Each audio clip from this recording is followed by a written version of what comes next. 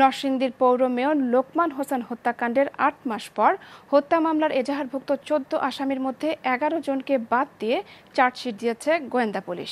তবে প্রধান আসামিদের বাদ দেওয়ায় এই চার্জশিট প্রত্যাখ্যান করেছেন মামলার বাদী। নরসিংদী থেকে বদরুল আমিন চৌধুরীর রিপোর্ট। লোকমান হত্যাকাণ্ডের দুদিন পর তার ভাই কামরুজ্জামান মামলা করেন।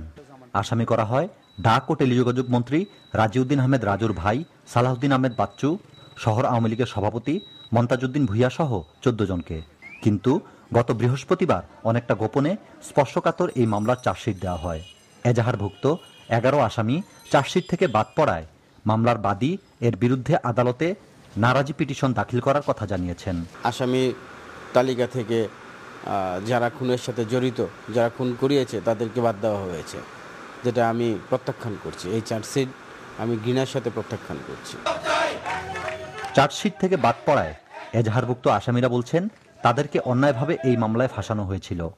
এখন তদন্তে প্রকৃত সত্য বেরিয়ে এসেছে।